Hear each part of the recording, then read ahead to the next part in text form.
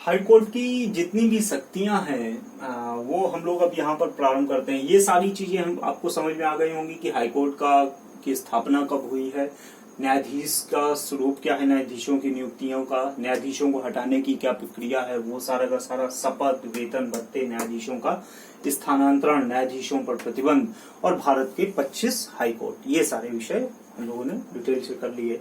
अब इनको sorry detail से नहीं, शॉर्ट में किए, क्योंकि डिटेल ज्यादातर की हमने सुप्रीम कोर्ट में पढ़ ली थी, तो उसको वहां पर आप पढ़ सकते हैं, क्योंकि विशेष कोई अंतर नहीं, केवल अनुच्छेदों का अंतर है। अब इसकी शक्तियां पढ़ते हैं। सबसे पहले इसकी प्रारंभिक शक्तियां, अपीलीय शक्तियां और प्रशासनिक शक्तियां, ये तीन प्रमुख शक्तियां हैं। प्रारंभिक शक्तियां, क्षेत्राधिकार, जो ओरिजिनल जुडिक्शन है, वो अनुच्छेद 226 के अंतर्गत वर्णित किया गया है। बिल्कुल वैसा ही है जैसा हमारे सुप्रीम कोर्ट का है, वहां पर इसकी डिटेल भी है, ढंग से वहां पर पढ़ सकते हैं।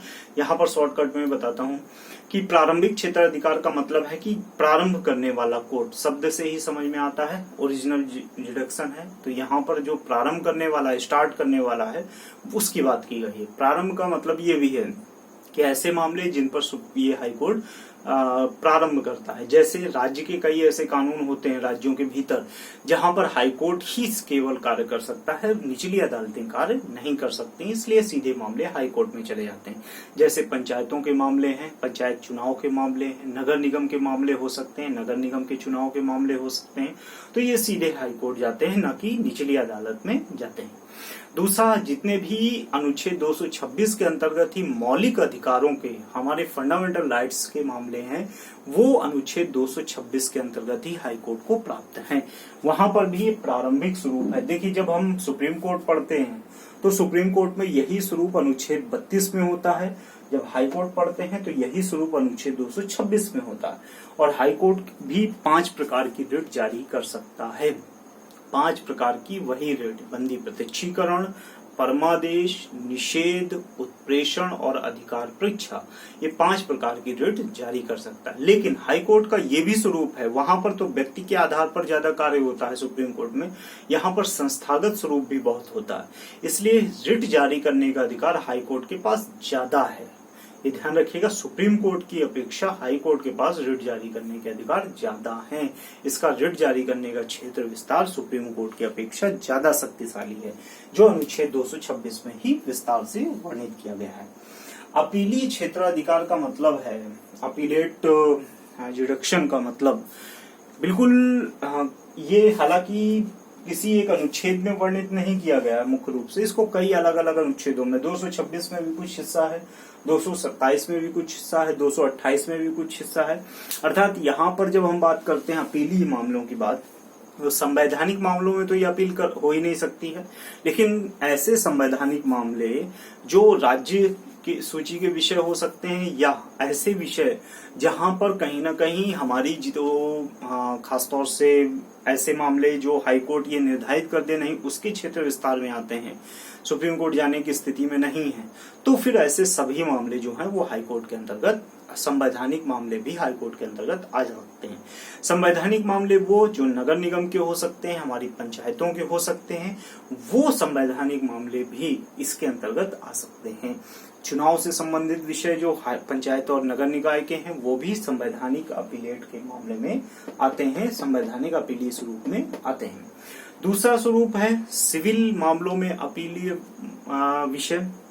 सीधी सी बात है, सिविल मामलों में यहाँ पर अपील की जा सकती है। अगर आप निचली अदालत के किसी भी निर्णय से संतुष्ट नहीं है, या हाईकोर्ट ही निचली अदालत यह अनुमति भी दे दे और हाईकोर्ट भी ये निर्धारित कर दे या डिक्री दे दे और आदेश भी दे सकती है कि यह मामला जो है वो उसके अधिकार क्षेत्र का है, इसलिए उसके पास ट्रांसफर कर दिया जाए, तो ऐसी किसी भी स्थिति में, चाहे वो सिविल मामला हो, चाहे वो आपराधिक मामला हो, चाहे वो संवैधानिक मामला हो, वो सब यहीं पर हाई कोर्ट में चला जाएगा।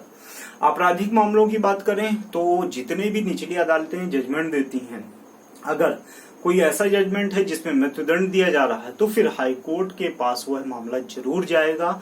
हाई कोर्ट बाकायदा, क्योंकि उसके लिए एक तरह से हम ये कहें कि सर्टिफिकेट प्राप्त करना, वो हाई कोर्ट से ही प्राप्त होता है मृत्युदंड का सर्टिफिकेट। निचली अदालत बिना हाई कोर्ट के अनुमति से किसी भी व्यक्ति को मृत्युदंड नहीं देती है, वो एक प्रक्रिया के माध्यम से हाई कोर्ट से एक अनुमति मिलती है हमको।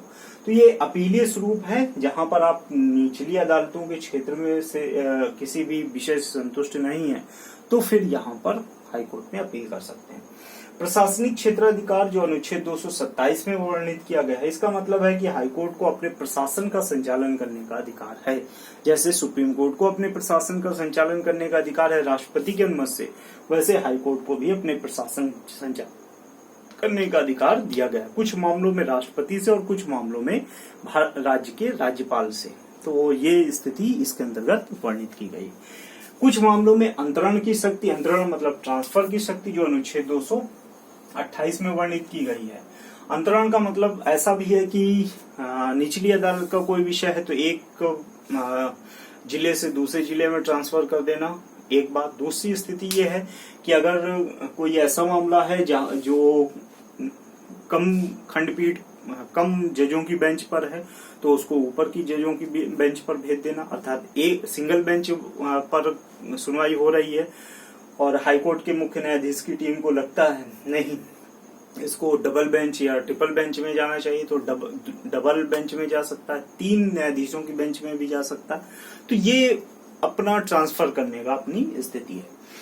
अनुच्छेद 215 के अंतर्गत अभिलेखीय स्वरूप है, कोर्ट ऑफ रिकॉर्ड इसे भी कहा जाता है, जैसे सुप्रीम कोर्ट को कहा जाता है। अर्थात यह भी अपने जितने भी जजमेंट होंगे, उनकी प्रक्रिया होगी, उसके साक्ष्य होंगे, उन सभी को सुरक्षित रखेंगे।